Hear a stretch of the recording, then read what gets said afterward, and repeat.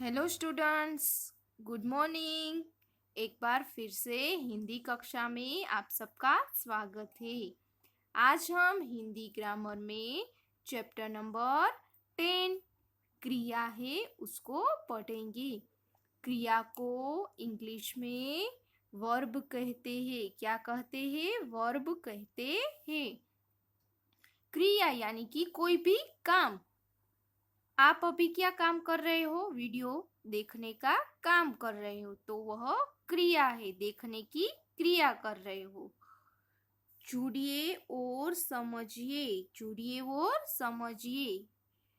रीमा सुबह जब school bus में चढ़ी तो उसने देखा कि सभी बच्चे अपनी अपनी सीट पर बैठे हैं। रीमा जब स्कूल बस में बैठती है, चढ़ती है, तो उसने देखा कि सभी बच्चे अपनी अपनी सीट पर बैठे हैं। यहाँ पर आपको रंगीन शब्द दिखाई दे रहे होंगे। वह क्या है? क्रिया है। चढ़ने की क्रिया, देखने की क्रिया, बैठने की वह क्रिया कर रही है। अध्यापिका उनकी हाजिरी ले रही है। अध्यापिका है वह हाजिरी यानी कि अटेंडेंस ले रही है। कुछ बच्चे किताब पढ़ रहे हैं। रीमा की सहेली सो रही है। एक लड़का सेब खा रहा है। कुछ बच्चे आपस में बातें कर रहे हैं। वह भी अपनी सहेली के पास जाकर बैठ गई। उपर्युक्त वाक्यों में रंगीन शब्दों से किसी काम के होने या करने का पता चल रहा है। यहाँ पर हमने वाक्य देखे, उसमें रंगीन शब्द दिए गए हैं। देखा, ले रही है, पढ़ रहे हैं, सो रही है, खा रहा है, कर रहे हैं, बैठ गई। यह रंगीन शब्द है। किसी काम के होने या करने का हमें पता चल रहा है। जैसे चढ़ी, देखा, बैठे, पढ़, सो आदि सभी काम ही। काम करना या होना बताने वाले शब्द ही क्रिया शब्द है। क्या? काम करना या होना बताने वाले शब्द क्या है? क्रिया शब्द है। जिन शब्दों से किसी काम का करना या होना या पता चल जाता है उन्हें हम क्या कहते हैं? क्रिया कहते हैं। जिन शब्दों से किसी काम का करना या होना पाया जाता है उन्हें हम क्या कहेंगे? क्रिया कहते हैं। क्रिया के बिना वाक्य अधूरे होते हैं। आप कोई भी क्रिया ही नहीं करोगे तो वाक्य है वह क्या होंगे? अधूरे होते हैं। जैसे यहाँ पर दिया गया है, मैंने खाना, हम सब रेलवे स्टेशन। यहाँ पर क्रिया कोई दी नहीं है तो वाक्य है वह अधूरे है। क्रिया के बिना ऊपर लिखे वाक्य अधूरे हैं। जब इन्हें पढ़िए, मैंने खाना खा लिया, हम सब रेलवे स्टेशन जा रहे हैं। खा लिया वह क्या है? जा रहे हैं वह क्रिया है। अगर वाक्यों में एक क्रिया ही नहीं होगी तो वाक्य है वह अधूरे होंगे। यहाँ वाक्य क्रिया के साथ होने से पूरे भी है और स्पष्ट भी, यानी कि हमें अच्छे से समझ में आ रहे हैं। अगर क्रिया ही नहीं होगी, हम कोई भी काम कर रहे हैं उसमें क्रिया ही नहीं होगी तो वह वाक्य है वह अधूरे होगी। अतः यानी कि वाक्यों में क्रिया का होना आवश्यक है। इसलिए वाक्य में क्रिया का होना आवश्यक यानी कि जरूरी है। अन्य क्रिया शब्द यानी कि और भी क्रिया शब्द है। खाना, पीना, रोना, दौड़ना, कूदना, होना, सोना, बोना, उगना, उगना, उगाना, काटना, देना, लेना, पढ़ना, लिखना, याद करना, गाना, नाचना, उड़ना, लड़ना आदि शब्द है वह क्रिया शब्द है। है, था, थे, होंगे, होगा आदि भी क्रिया शब्द होते हैं। जैसे आज बुधवार है। आज क्या है? बुधवार है। तो है ये है, वह क्या है? क्रिया शब्द है। कल मंगलवार था शब्द है, वह भी क्या है? क्रिया शब्द है। कुछ काम किए जाते हैं और कुछ स्वयं हो जाते हैं। जैसे हमारे कुछ काम होते हैं वह हमें करना पड़ता है, और कुछ काम है वह स्वयं यानी कि अपने आप हो जाते हैं। जैसे यहाँ पर फर्स्ट वन दिया गया है कि झरने से पानी गिर रहा है। झरने से पानी गिर रहा है। गिरने की यहाँ पर क्या है? क्रिया है।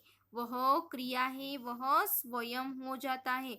हमें झरने से पानी गिराना नहीं होता है, वह तो अपने आप यानी कि खुद ब खुद गिर जाता है, वह स्वयं क्रिया हो जाती है। सेकंड वन है बच्चा बाल्टी से पानी गिरा रहा है। बच्चा है, वह बाल्टी से क्या कर रहा है? पानी गिरा रहा है। वह बच्चा है, वह क्रिया कर रहा है, इसलिए क्रिया की जाती है यानी कि हमें क्रिया करनी पड़ती है। वह क्रिया स्वयं होती नहीं है। खेतों में फसल उग रही है। यहाँ पर खेतों में फसल है, वह उग रही है। यहाँ पर उग रही है, वह क्या है? क्रिया है। क्रिया है, वह स्वयं हो रही है, वह हमें करनी होती नहीं है। इसके बाद किसान फसल काट रहे हैं। किसान को फसल उगती है तो उसके बाद उसको क्या करना पड़ता है? काटना पड़ता है।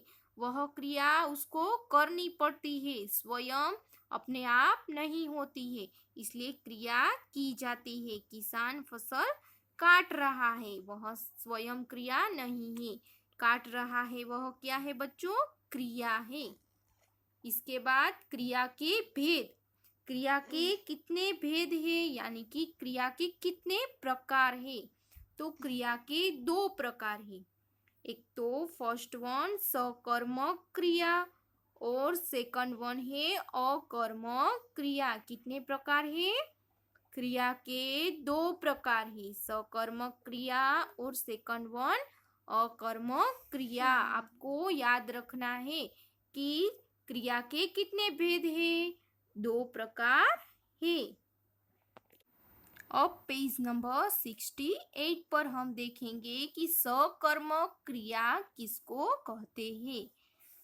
सकर्मक क्रिया, स यानी कि साथ, कर्मक यानी कि कर्मों के साथ, कर्मों के साथ यानी कि कर्मों के साथ क्रिया का होना, कर्मों के साथ क्रिया का होना, उसे हम क्या कहेंगे?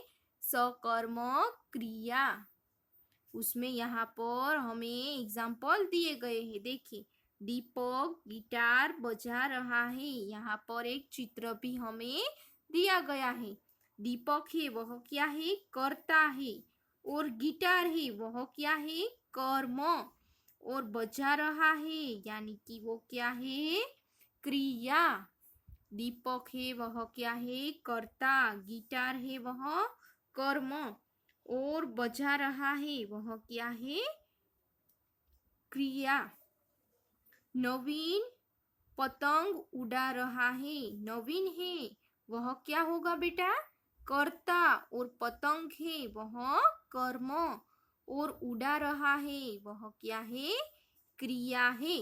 उपर्युक्त दोनों वाक्यों में यदि हम प्रश्न करते हैं, उपर्युक्त हम दो वाक्यों में अगर हम प्रश्न करते हैं कि प्रश्न है दीपक क्या बजा रहा है, तो उसका उत्तर होगा गिटार। दीपक क्या बजा रहा है? गिटार बजा रहा है। नवीन क्या उड़ा रहा है? नवीन क्या उड़ा रहा है? नवीन पतंग उड़ा रहा है। जिन क्रियाओं के साथ कर्म होता है, जिन क्रियाओं के साथ क्या होना चाहिए? कर्म होता है, उन्हें हम क्या कहेंगे? सकर्मक क्रिया कहते हैं। जिन क्रियाओं के साथ कर्म होता है उन्हें हम क्या कहेंगे? सकर्मक क्रिया कहेंगे। क्या काम किया जा रहा है? जहाँ इस प्रश्न का उत्तर मिल जाता है वहाँ सकर्मक क्रिया होती है। क्या काम किया जा रहा है? जहाँ इस प्रश्न का उत्तर हमें मिल जाता है वहाँ कौन सी क्रिया? सकर्मक क्रिया होती है। इसके बाद काम करने वाले को कर्ता कहते हैं। काम करने वाले को क्या कहते हैं? करता है। कोई भी काम करता है उन्हें हम क्या कहते हैं? कर्ता कहते हैं। और कर्ता के साथ काम का फल जिस पर पड़ता है उसे कर्म कहते हैं। और कर्ता के साथ काम का फल जिस पर पड़ता है उन्हें हम क्या कहते हैं? कर्म कहते हैं। सकर्मक किसको कहते हैं बेटा? जिन क्रियाओं के साथ कर्म होता है उन्हें हम सकर्मक क्रिया कहते हैं। ओके, आज हम यहीं तक पढ़ेंगे। आपको यह चैप्टर है एक बार अच्छे से रीड कर लेना है। Okay, thank you.